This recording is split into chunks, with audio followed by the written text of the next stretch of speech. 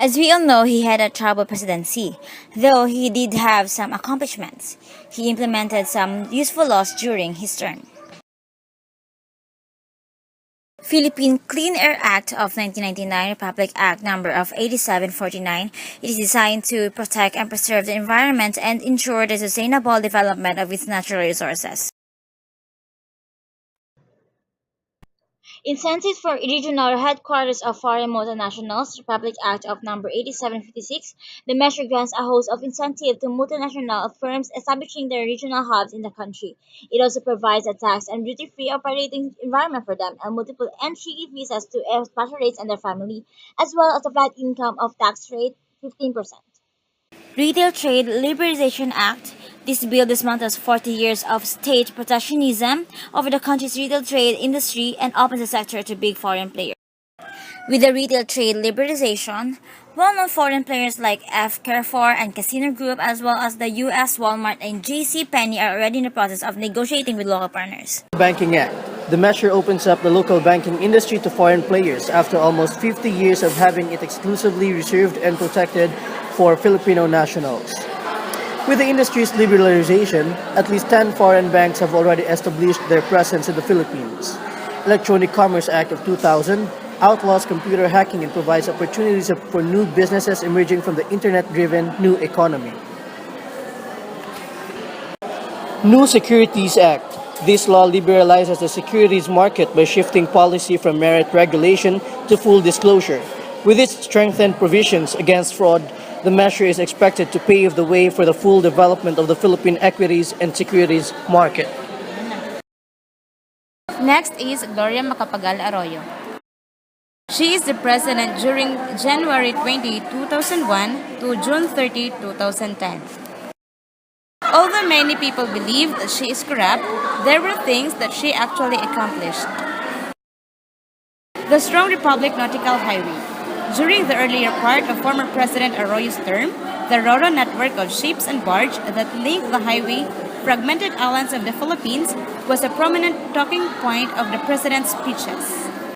The shifts have always been there and the geographically challenges, but the supposed effort of the president have helped in streamlining the network. The project has allowed the nation to be more connected and has allowed for the greater connectivity in terms of trade and commerce, and to a certain extent, tourism. Thanks to the nautical highway, it is now possible to take a bus from Cubao that goes all the way to Panay Island or even Davao City, one of the southernmost urban centers in the country. Arroyo has always had a mantra of creating 1 million jobs for Filipinos. The creation of jobs is done through the infusion of fresh capital in the form investments. Arroyo has gone on many international trips to secure the support of various companies and businessmen by making the country seem palatable and a worthy venue for their next business ventures. Conventional infrastructure.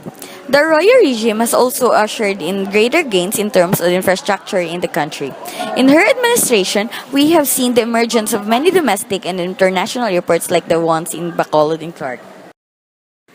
And the last will be the relative peaceful and orderly elections.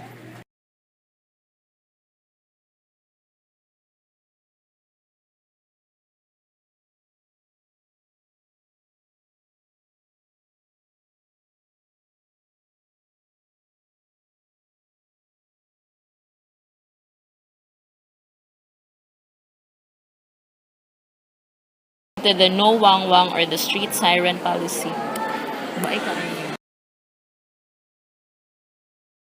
The Philippines has been steadily climbing up the competitiveness rankings and has been granted investment grade status by international credit rating agencies.